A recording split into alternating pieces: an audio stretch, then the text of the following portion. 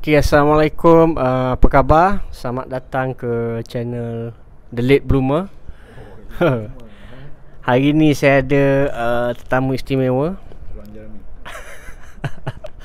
Saudara Ahmad Zaidi ataupun dikenali sebagai JD. I let him do the introduction lah. A brief introduction about him and apa yang dia buat. Okay. Bismillahirrahmanirrahim. Salam Ramadan 1442 tahun ni. Terima kasih late bloomers kita, saudara Asad Singa, top fan ni 23. Saya adalah seorang penjual burger tepi jalan. Itu yang saya selalu bagi tahu pada anak-anak kalau orang tanya di sekolah, bapak kerja apa, dia orang akan cakap jual burger. Okey ke tu? Okay, tak apa, nak pen je. Go ahead. Just continue. Jual burger supaya mereka tak malu dengan seorang bapa yang menjual burger, mencari rezeki untuk family. Dalam bahasa MRSM yang nampak lebih machonya ialah food engineering. Sebab saya base ada major in mechanical system engineering daripada University of Nagano, Japan. Apa tadi? Degree mechanical system engineering. Saya ada firma kejuruteraan yang melakukan kerja facility maintenance, factory facility maintenance. Kemudian kita ada berkecimpung dalam beauty engineering, which is cosmetic dengan health product based on natural bird nest of Borneo, yang kita ambil raw materialnya daripada Borneo, dan daripada natural, daripada cave dia, dan kita export ke Japan, dan partner kami di Japan R&D into pioneering this genre. Sebab belum ada lagi dalam dunia, even the Chinese themselves, yang buat produk berdasarkan sarang burung. Dia orang biasa makan je lah kan. Betul. Makan raw. So kita adalah, yalah, Jepun kan, teknologi dia dengan barang raw material terbaik di dunia. So kita itulah buat R&D, dan sekarang nak masuk ke pasaran US, tengah apply for US FDA. Alhamdulillah, engineering dah start daripada 2008 lah. Saya dengan company sendiri. Itu engineering your own firm? My own firm 2008 sampai sekarang. So bird nest tu daripada 2013. Dan burger sebenarnya 2013 juga, kecil-kecilan di tepi jalan, trial and error orang panggil. Dan kita go on a bigger scale 2019 Ramadan 2 tahun lepas, just before the pandemic. Kita ada cawangan di Titiwangsa dan Melaka. Bravo. Yes, itulah dia. Okay, that's about it lah. Okay, saudara JD, kalau you all dengar tadi introduction dia, daripada beliau belajar grad di Jepun, balik memulakan kerjaya sebagai entrepreneur lah 2008 engineering firm. Lepas tu buat bird nest and then burger. So memang diverse, very diverse from one to another. Tapi itu yang membuatkan saudara JD ni menarik ni. Lepas tu kita pun tahu dia ni terlibat dengan stand up comedian lah bang. Ada stand up comedian Ada. So tak apalah. Very diverse, very unique person, successful, I would say. Nanti I put a link apa Facebook beliau, Instagram beliau, you all boleh follow. YouTube ada bang? YouTube tak ada. Ada pernah cuba lah, tapi tak committed lah. Tak cukup team lah. Tak apa bang.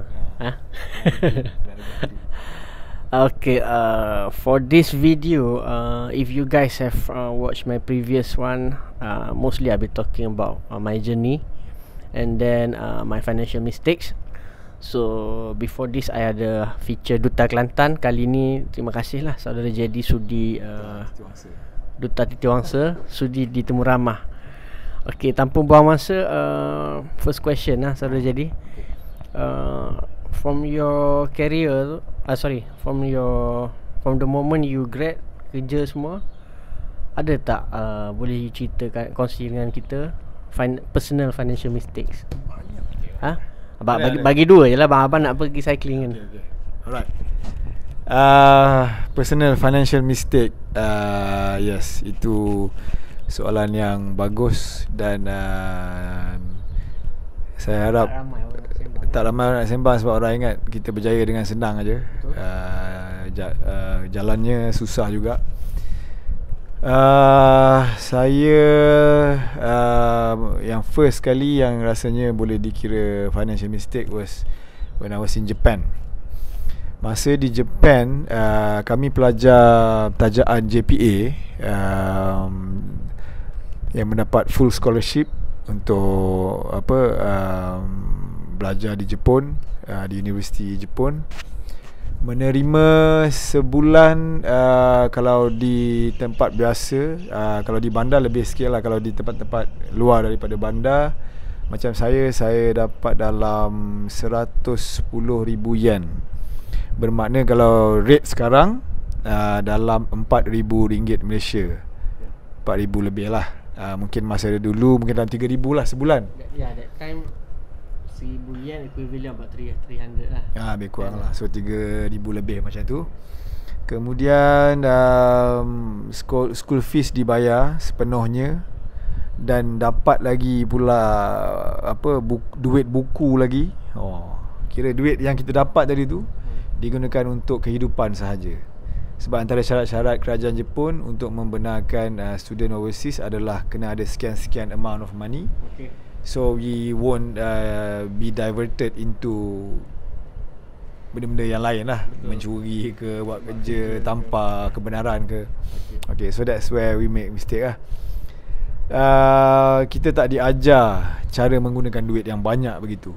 Kita yang daripada keluarga susah, yang dulu kalau dapat scholarship daripada kerajaan pun, ataupun daripada MARA pun dalam 200-300 sebulan, tiba-tiba dapat duit yang besar tu. Kalau dalam Jepun punya amount dalam 1,100 lah. Di Jepun punya value, bukanlah besar mana, tapi 1,100 tu kalau sewa rumah, ni saya cerita saya translate dalam pemahaman bahasa kita lah kan. Kalau kata 110,000 yen tu is kira 3,000, 4,000 lah sekarang kan.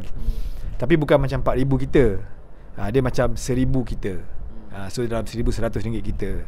Sewa rumah dalam 300 ringgit. So lebih-lebih tu boleh lah belanja kan. Tapi sebab barang-barang dia murah, kereta dia murah, barang-barang second hand dia murah, kita terjebak dalam benda-benda macam tu. Okay. So kita tak diajar macam mana nak menggunakan duit dengan bijak di sana. We tend to overspend, tengok barang-barang gadget dia, kita beli. Lepas tu ada budaya pakai kereta sports car pula, JDM ni kan. Okay. Sampailah saya kena bekerja sebagai seorang paperboy, atau kerja macam-macam lah kerja. Ini kerajaan tak tahulah, minta maaf Tuan Mahathir kalau dengar sekarang. Sebab tak cukup untuk hidup mewah ni. Duit tadi tu dah cukup tu. Untuk hidup biasa di sana dah cukup. Terjebak. Orang ni pakai kereta power. So kita pun nak kereta power kat ni. Nak bawa sekalan juga ni. So kita pun kerjalah extra ni. Tapi dibenarkan oleh orang Jepun, company Jepun. Cuma kerajaan Malaysia tak tahu lah. Okay. Dan itu menyebabkan kita terabai mata pelajaran. Jadi penat, tak boleh pergi sekolah, tak boleh fokus lari. So that's a mistake lah, sebab kita bite more than we can chew. So itu masa belajar lah. Masa belajar. Balik sini pula. Balik sini jadi engineer kan. Bawa balik kereta RX-7 tu. Tak apa, nampak. Okay. Itu RX-7 FD3S. Sekarang harga mencanak-canak. So saya bawa balik lah sebiji kereta, which is RX-7. Bukan yang ini, tapi similar to this. Ni cerita lain untuk hari lain. Tapi similar to that. Hasil kerja keras di company surat khabar, menghantar surat khabar. So pendapatan saya sebulan dengan menghantar surat khabar sahaja adalah another 90,000 yen, which is dalam 3,600 ringgit Malaysia. So almost double whatever my scholarship. So I got almost dalam 8,000 a month. Dan tapi nak beli kereta yang pasal ni kan, I bought the car cash. That's a good move. Bought car cash, tapi hidup tengah langgang sikit lah, sebab tak reti nak set up the financial. Good move. AP good kan? Cuma meninggalkan pelajaran semua tu, terpaksa mengulang setahun lah semua tu. Was a bad move lah. Tapi kerajaan bagi extra 1 year untuk orang yang ada possibility untuk grad another year. So saya dapat 5 tahun full scholarship. Terima kasih kerajaan. Saya tak plan untuk semua tu, tapi it happen lah. So okay, so balik Malaysia. Kesilapan kedua ialah waktu sebagai pekerja. Saya bekerja sebagai engineer dengan company Jepun. Gaji permulaan masa tu 3,500. Oh, kat Malaysia 3,500 tu kira lah kan. 10 years back 2005. 16 years ago. Came back. Banyak lah 3,500 tu, terror lah. Dengan RX-7 Playboy lah tu masa tu kan. Tapi hakikat melanda. Tayar RX-7 sebiji 1,000. Minyak masa tu V-Power Racing pun dah RM2.60, RM2.70. So RX-7 ni agak fuel makan minyak, dia punya fuel consumption is very bad. So my financial management was bad. Tak ada siapa ajar, dan diri sendiri pun terlalu mengejar nak bergaya semua tu. 3,500 tak cukup. Then I did the worst mistake when I applied a credit card. So dah mula hidup berhutang. Credit card, personal loan. This is bad. Jangan spend money that is not yours. Credit card ni memang seronok sebab kita rasa tak tahu pakai je. Sebenarnya credit card ni, it depends on your discipline. No, it depends on your gaji first. Dia bagi berapa kali ganda gaji kan. Okay, kalau 3,500, then I might have masa tu 10,000. 10,000 saja sebenarnya, bukannya beratus ribu pun. Bermakna macam ada orang bagi 10,000 pakai. Tapi tu duit aku. Kalau kau pakai 10,000, bayar cukup bulan, interest tak ada lah. Tak sempat lah interest kan. Tapi kalau kau bayar, ambil 10,000 duit aku, kau bayar minimum, which is what, 1,000. Yang itu jadi sakit. Dan kita bayar minimum, kita hanya cover dia punya interest saja. Dia punya pokok dia tak berjalan. So kau duduk dalam kubung yang kau gali sendiri. So I had that mistake. Dan personal loan lagi. Tapi I realised it earlier, before I started my own business. Then my iaitu dengan I went to AKPK. AKPK dia tolong restructure balik your debt dengan menutup, stopkan penggunaan, dan interest semua stop. Then you pay small amount yang you can pay sampai habis.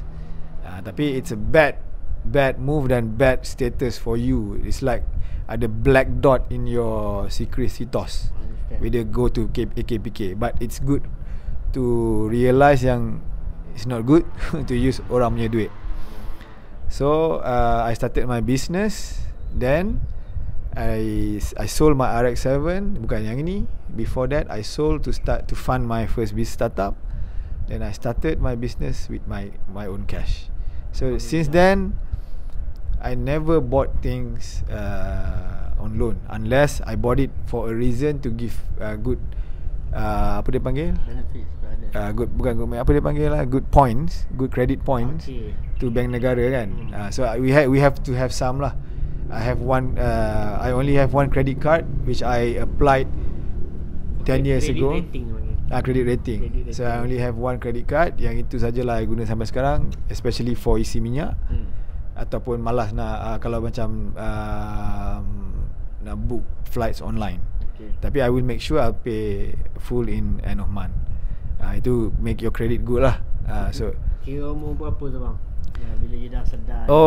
Dah tua lah, 30 lebih lah, dah ada anak semua dah mula ni kan. So lambat lah, but buying cash is good. No credit card kalau ada, make sure just untuk dapat credit points. Lepas tu pay in full. Ceritanya kalau nak beli kereta ke, nak beli apa ke, cermin diri dulu. Kalau tak boleh beli cash, don't buy. Kereta beli je beli je used car. Because used car ni banyak yang masih okay. Kalau nak loan sekalipun, make sure you can afford it, ataupun ada lah dalam your financial punya, within your calculation. Kena betul-betul ni lah. Tapi kalau boleh janganlah, kalau boleh buy cash lah.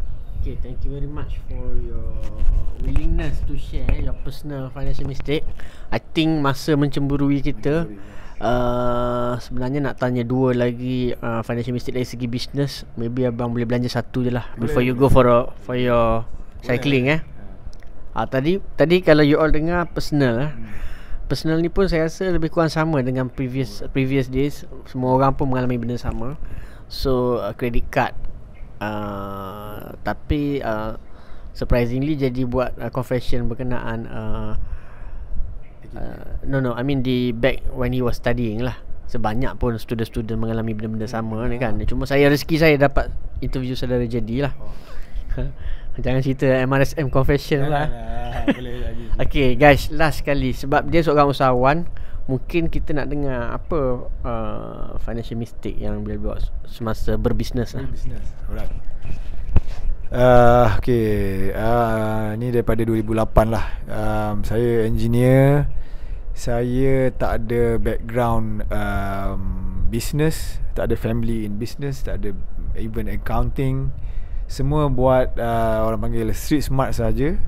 My mentor, a Japanese technician, engineer. Dia pun seorang in technical side. Tapi dia mentor me about building my own business. Tapi dia tak memberitahu selok-belok pasal about financial. Dan my first mistake was being too apa dia panggil tu cepat besar kepala kot. Sebab business is good. Business was good in the beginning. Duit banyak sampai kita rasa macam banyaknya duit aku ni kan. Sampai then I stop for a while because I had enough to fund my needs every month. I was a single guy. So I entered Akademi Fantasia lah, Raja Lawak lah. You managed to venture on those side of sebab sebab you dah ada fun. Good move to satisfy my curiosity. Okay. But bad move because I didn't have exit plan. Okay. Which is bila dah kering dah duit ni. Jadi masuk TV pun tak banyak duit rupanya. Tak semua orang masuk TV kaya rupanya. Dan kita found out lah, tak semua orang dalam TV industry make a good money in the beginning ataupun in the whole kan. Indah semua orang tahu tak indah khabar dari rupa.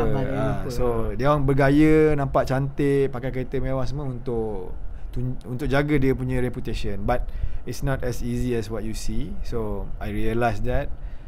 Then I restart balik. Biasalah masuk balik kerja, cari balik business, cari balik projek. So itu mistake dia. So kena ada exit plan. Kena monitor your financial. Selain daripada your accountant, you should have an accountant. Tak kisahlah in-house or outsource. You should be a good friend with Excel file. Excel file ni where you put all the monthly income, daily. So you know, myself, I will look at it every night.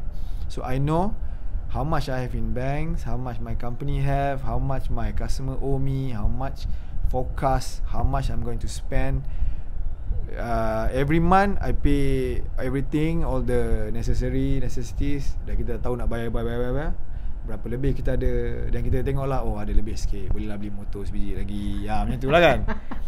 Tapi kena tahu lah financial yearly punya forecast, kena tahu. So be a good friend with Excel file, and be a good friend with your accountant, sebab dia akan tolong you macam Asad, financial planner, they will help InsyaAllah, you.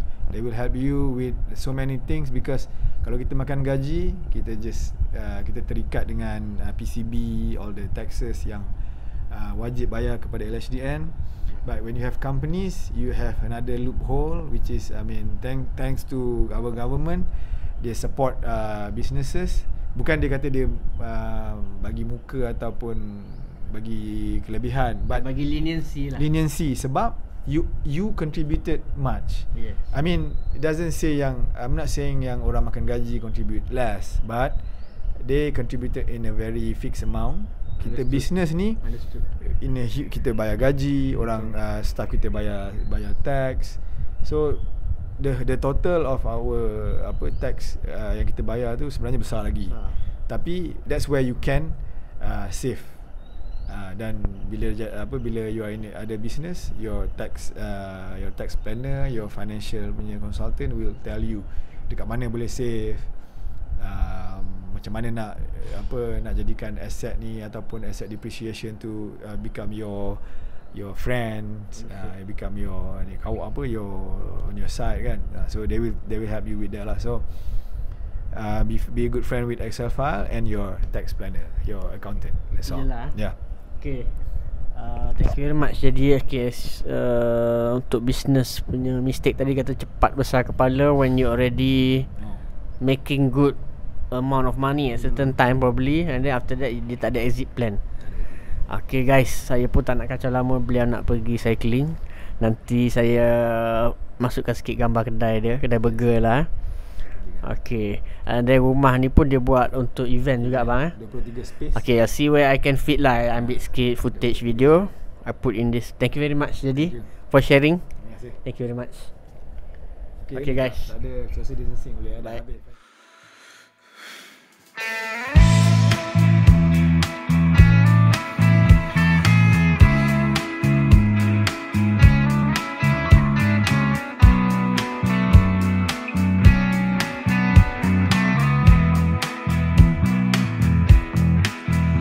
Hari ini kita makan mewahkan hari gaji, kambing bakar dan nasi biryani untuk sekali sekala. Wow. Hari Minggu aku belanja apa kau mau, kita juga kan manusia punya hawa nafsu.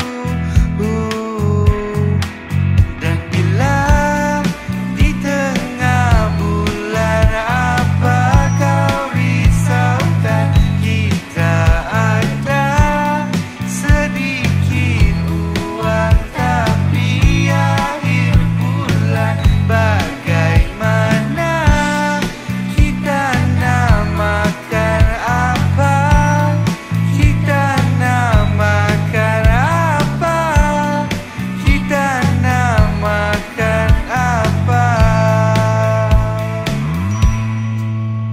Hari ini segerakan kita kongsi 2 kali dalam sehari, bagai